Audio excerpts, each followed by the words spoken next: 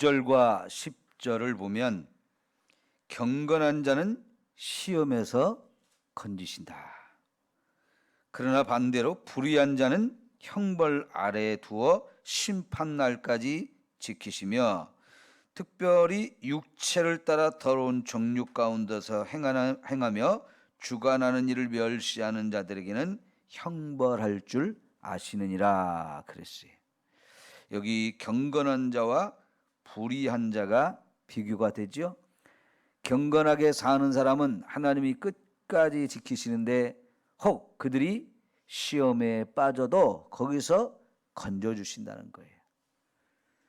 그러나 불의하게 사는 자는 형벌 아래에 두어서 이 땅에 사는 동안에도 계속해서 심판날까지 그 형벌 아래에 있게 한다는 거지요. 특별히 그들 가운데서 육체를 따라 더러운 정욕 가운데서 행하는 사람들, 이런 사람들은 주관하는 일을 멸시하는데, 이 주관하는 자가 누구예요? 하나님이죠. 모든 걸 통치하시고 다스리시는 하나님, 그 하나님을 멸시하는 자들인데 이 사람들을 형벌을 하신다. 이게 하나님이 정하신 법입니다. 특별히 9절에 불의한 자는 형벌 아래에 두어 심판날까지 지키신다 그랬는데, 이게 생각해 보면 뭐냐면요, 이제 그 거짓 교사들의 가르침에 빠져 있는 사람들, 또 남을 자꾸 거짓말로 속여가지고 자기 밑에 끌고 와서 그들도 망하게 하는 이런 이단들, 이런 사람들의 특징이 뭡니까? 진리를 가르쳐주면 깨닫지 못해요. 그래서 결국은 그것이 잘못된 것인지를 알지 못하고 그거를 버리지 못하는 그 자체가 바로 어둠 속에 있는 것이고 형벌 아래 사는 거라 똑같은 거예요.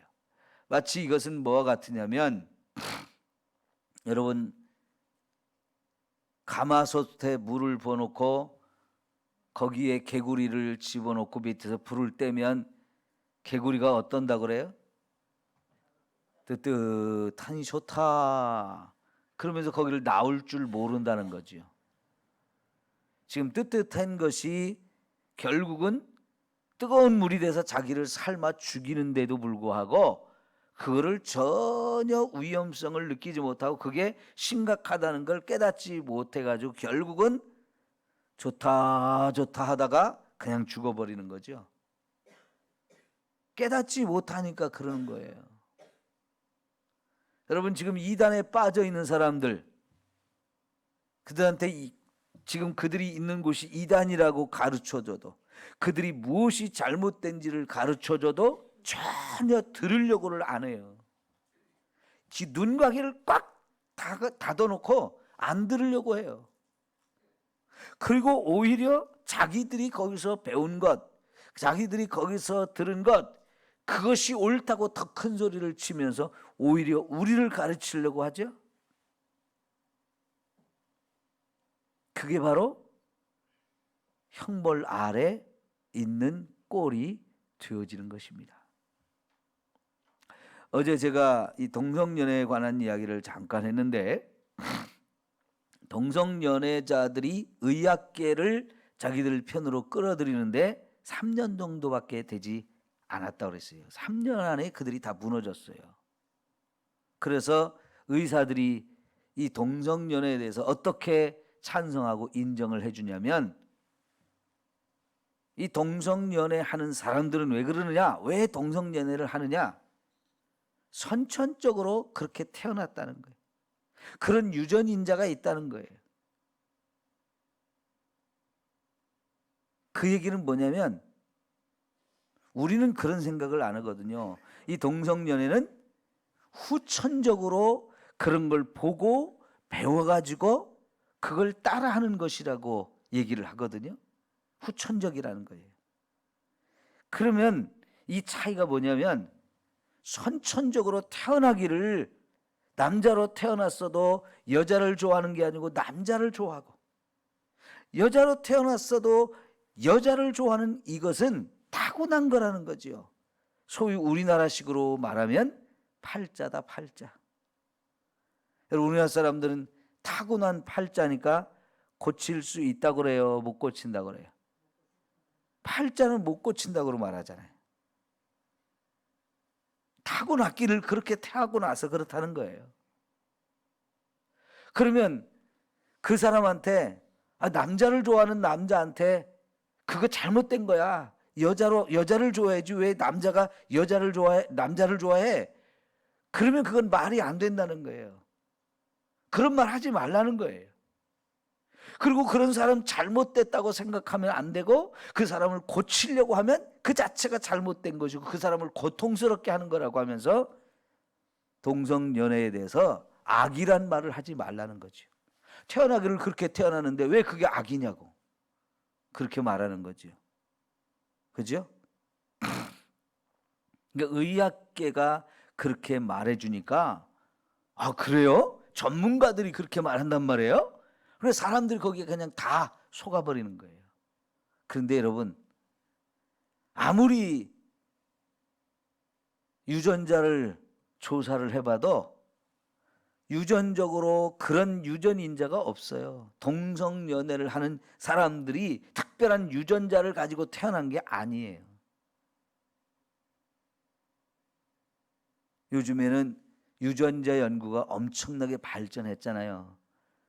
그래서 아무리 동성연애자들의 유전자를 연구해봐도 동성연애자들만 가지고 있는 특별한 유전자가 없어요. 다시 말하면 유전된 게 아니라는 거예요. 태어날 때부터 그렇게 그런 기질을 가지고 태어난 게 아니라는 거예요. 그러니까 그 얘기는 뭐예요?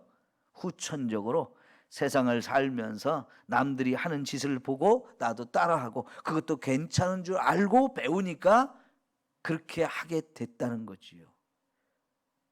그래서 왜 유럽이나 미국에서 어린 아이들부터 성교육을 시켜야 된다라고 얘기를 합니까? 그러면서 그 성교육의 내용이 결국은 동성연애를 하는 것을 가르치는 거예요. 그래서 아주 어린 아이들부터 남자와 여자가 관계 맺는 것을 그림으로 보여주고 말로 설명하면서, 이렇게 해서 네가 태어난 거야. 물론 누구든지 어려서부터 나는 어디서 왔을까? 어떻게 태어났을까? 어떻게 만들어졌을까? 이게 궁금하기 때문에 아이들한테 가르쳐 줘야 되는데, 우리는 그걸 구체적으로 설명하는 게 어른들이 부끄러워하면서 전통적으로 제대로 설명을 안 해줬어요. 어려서는 그거 몰라도 된다라고 생각하기 때문에 그렇죠. 근데 이제 유럽이나 이런 데서는 어려서부터 그거 다 알아야 된다는 거죠. 근데 그걸 가르쳐 주니까 결국은 어떻게 됐어요? 그 부분에 대해서는 성적 호기심은요 너무나 큰 거거든요. 그러니까 아이들이 이제 학교에서 부모를 통해서 그런 걸 다 배웠으니까 우리도 그러면 해보자 이렇게 돼버리는 거예요. 그런데 그런 것이 남자와 여자의 정상적인 이런 성관계가 아니고, 남자가 남자와도 할 수 있고 여자와 여자가도 할 수 있다라고 이런 걸 어려서부터 가르쳐 버리니까 그냥 그걸 또 옳은 줄 알고 그냥 해버린다는 거죠. 그렇게 해서 동성연애자들이 만들어지는 거지, 태어날 때부터 그렇다? 물론요, 우리 보면 남자인데도 불구하고 여자 같은 성격을 가진 사람도 있고요, 여자인데도 불구하고 남자 같은 성격을 가진 사람이 분명히 있어요. 그러나 그것이 남자가 남자를 좋아하는 유전인자가 있는 거 아니고요, 여자가 여자를 좋아하는 유전인자가 있는 게 아닌 거예요. 그래서 우리에게 하나님의 말씀을 가지고 들이대면서 분명히 하나님께서는 레위기에 보면 남자와 남자가 더불어 이런 관계를 맺으면 안 된다라고, 여자와 여자가 같이 그런 관계를 맺으면 안 된다라고, 그건 죄라고 분명히 말씀하고 있거든요. 근데 그런 말씀이 있어도 그 말씀 가지고 얘기하지 말라는 거예요. 들으면 기분 나쁘고 내 마음이 혐오감을 느끼고 나를 차별하는 느낌이 드니까 그런 얘기 하지 말라는 거예요. 그리고 그거를 나의 이런 기질과 이런 성향을 가지고 있는데 나를 뜯어 고치려고 그러지 말라는 거예요.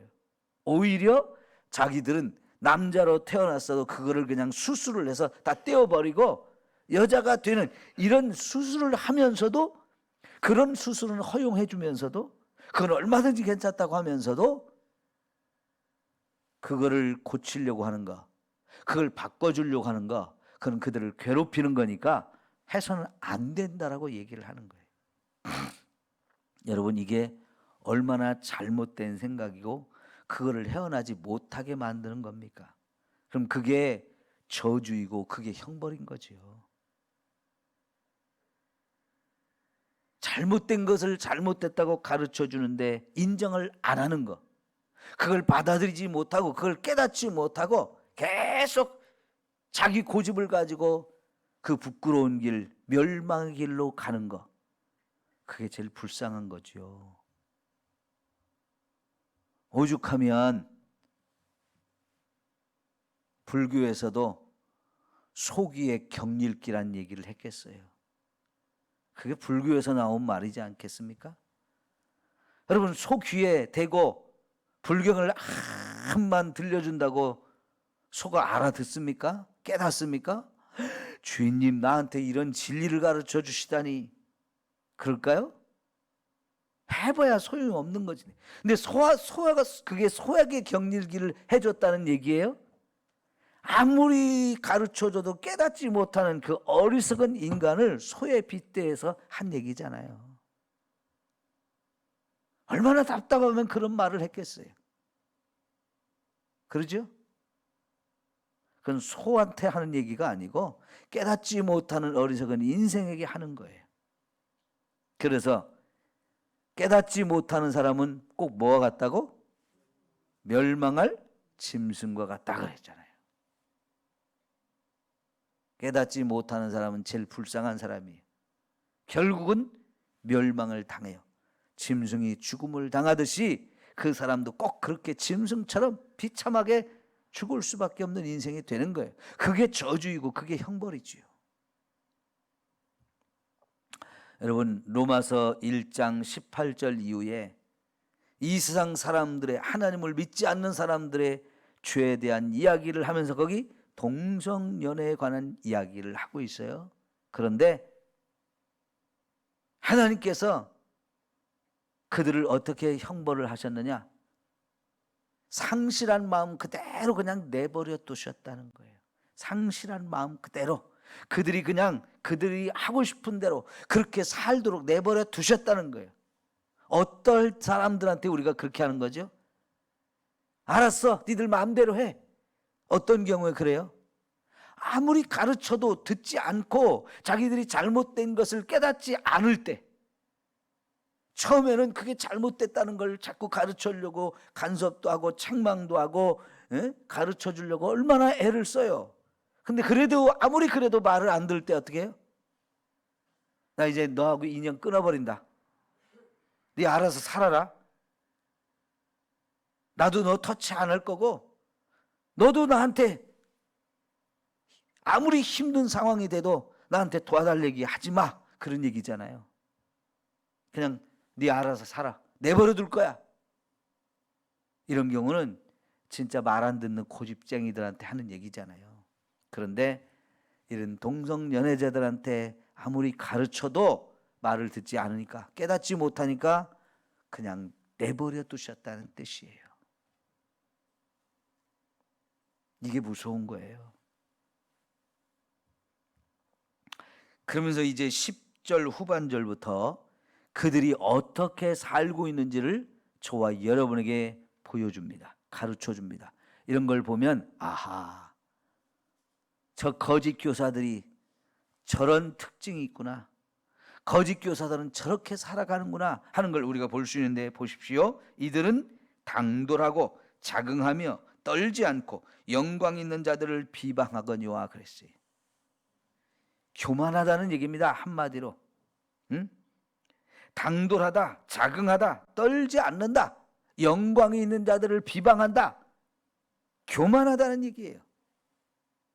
그러면서 오히려 자기들보다 훨씬 더 잘났고 자기들보다 진리를 갖고 있는 사람들을 가르쳐서 자꾸 비방하면서 저거 잘못됐다, 저거 잘못됐다 이런 얘기를 하는 거예요. 여러분, 제가 어제도 말씀드렸지만 이 차별금지법을 찬성하는 사람들이 차별금지법을 반대하는 사람들한테 어떤 거짓말을 덮어씌운다고 그랬어요? 이 차별금지법을 반대하면 그게 차별하는 거다. 사실은 이게 가짜뉴스예요.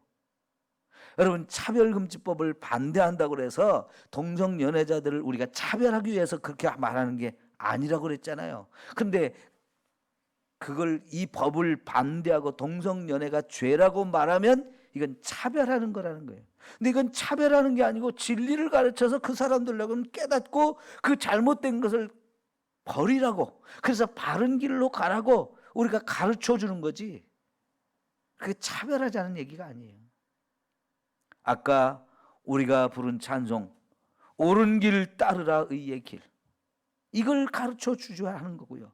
어두운 죄악길에 있는 사람들, 목자가 없는 사람들, 가르쳐주는 사람이 없는 사람들에게 계속해서 세상에 거짓된 것만 듣고 그런 거짓 교사들을 따라가고 있는 자들에게 참된 교사가 가서 참된 것을 가르쳐주면 들어야 되는데 오히려 그들이 우리를 비난한다는 얘기예요.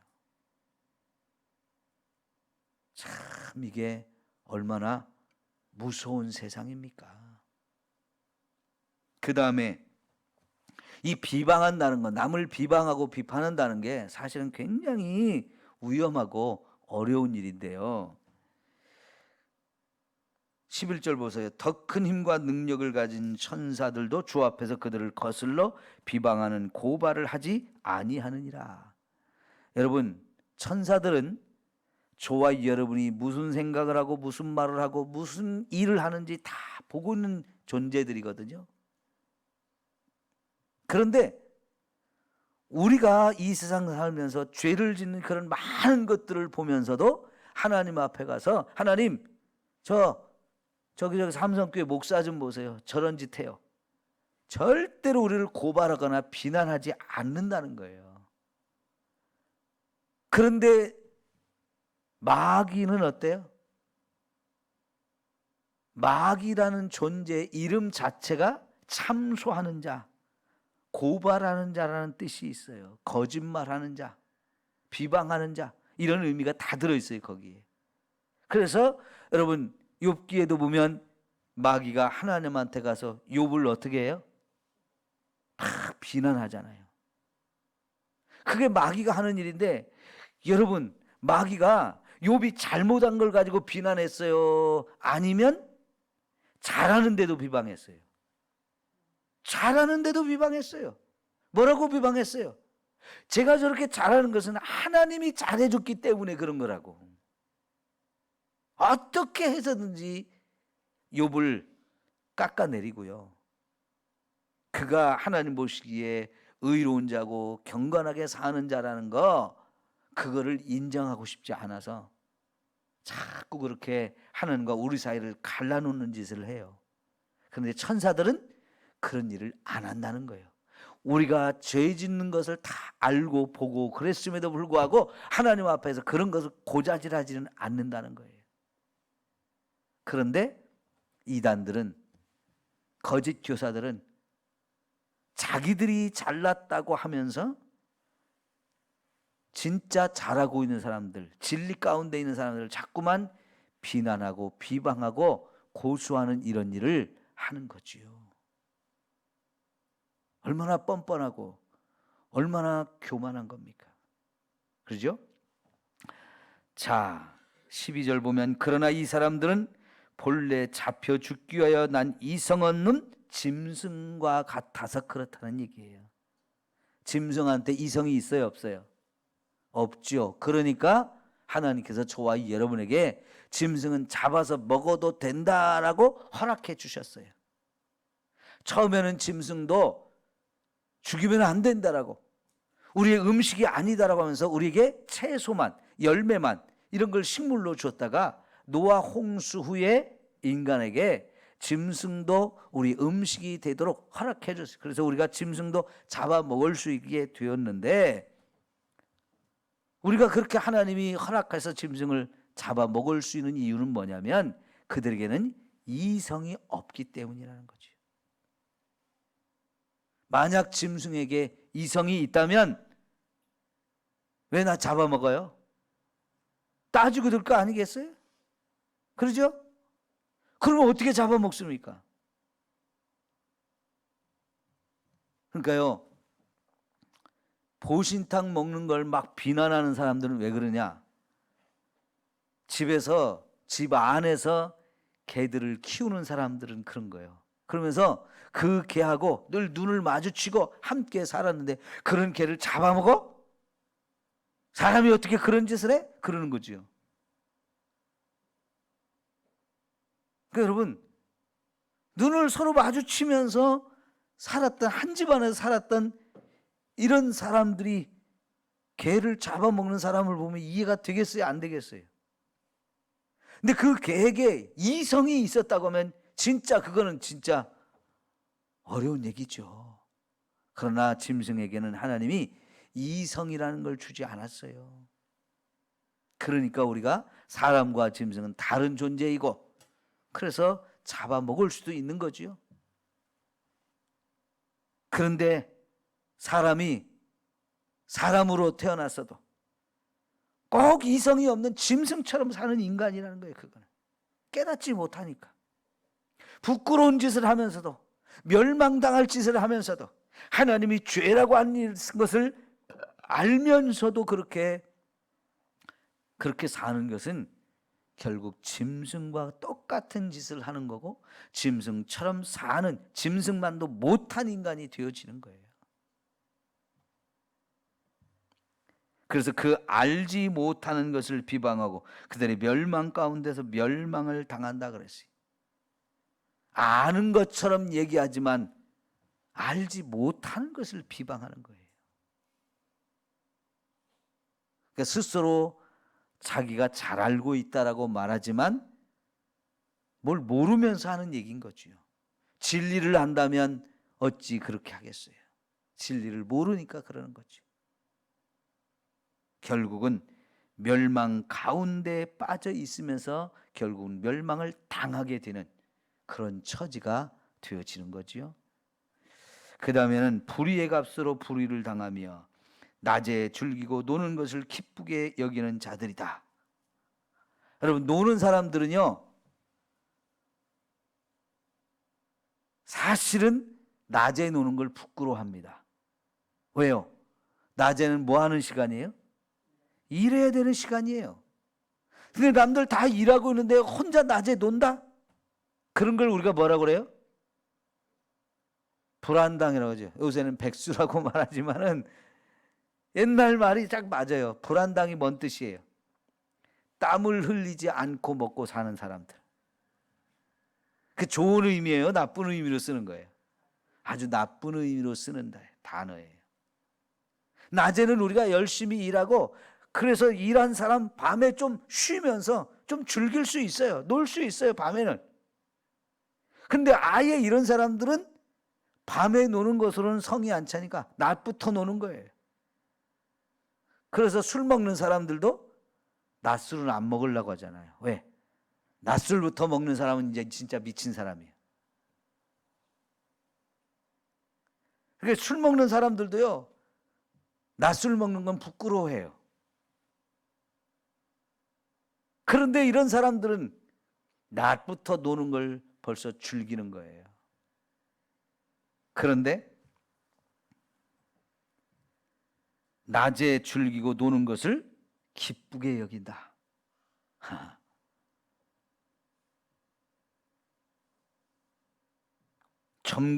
그것이 바로 점과 흠이고 너희와 함께 연회할 때 그들의 속임수로 즐기고 논다. 안타깝게도 이런 사람들이 교회 안에 들어와서 제대로 신앙생활을 하는 사람들까지도 자기들의 노는 자리에 자꾸 불러서 같이 즐기게 만들고 같이 놀게 만드는 이런 사람들인 거죠. 그게 다 속임수라는 거죠. 속임수. 여러분, 우리가 그런 데 빠지면 안 되잖아요. 이제 여러분, 한평생 먹고 살기 위해서 열심히 일하면서 살았고, 이제는 대부분 여러분들은 그런 일을 이제 다 내려놓고 쉬면서 살아요. 그 왜 그래요? 할 만큼 했으니까 그런 거예요. 그리고 나이를 먹어서 이제는 육체도 연약해졌는데 계속 일하면 안 되니까 이제는 은퇴해서 이제는 여러분이 쉬면서 살아도 그거는 잘못된 게 아니에요. 왜? 평생 열심히 살았잖아요. 여러분이 지금 일하는 것이 일 안 하는 걸 잘못됐다고 얘기하는 건 절대로 아니에요. 그죠? 오해가 없어야 돼요. 여러분은 열심히 살아왔어요. 그리고 이제 연로하셨기 때문에 이제는 쉬시는 것이 당연한 거고, 쉬어도 그건 잘못한 게 아닌 거예요. 그러나 젊어서 열심히 일하고 살아야 되는데 낮부터 일은 안 하고 놀고 먹고 즐기는 것만, 이것만 좋아한단 말이죠. 이게 심각하게 잘못된 거잖아요. 근데 이들은 그렇게 하면서도 살아요. 왜? 앞에서 보았던 것처럼 남의 등을 쳐서 먹고 살았기 때문에. 남을 속여서 남을 이득의 도구로 생각하고 뽑아 먹기 때문에 나는 일 안 해도 살 수 있게 되어진 거예요. 근데 이런 데 따라가면 안 되지요. 이런 거 따라가면 안 돼요. 또 하나의 특징은 14절에 보니까 이들은 음심이 가득한 눈을 가지고 범죄하기를 그치지 아니하고 굳세지 못한 영혼들을 유혹하여 탐욕에 연단된 마음을 가진 자들이니 저주의 자식이라. 하나는 음심, 하나는 탐심. 벌써 음란한 사람들은요, 눈부터 음란해요. 여러분 그런 사람들 보죠, 그죠? 벌써 눈매가 음란하게 생긴 사람이 있어요. 왜 그러냐면 그 음란함이 벌써 남을 보는 눈부터 음란한 마음을 가지고 보기 때문에 그게 드러나는 거예요. 그들의 또 하나의 특징은 탐심이라 그랬어요. 그런데 굳세지 못한 사람들을 자꾸 유혹해서 그런 길로 빠지게 만들어요. 여러분, 저와 여러분이 그래서 말씀을 잘 배워야 이런 길로 빠지지 않고 유혹해도 유혹을 당하지 않게 되는 겁니다. 기도합시다. 하나님 아버지,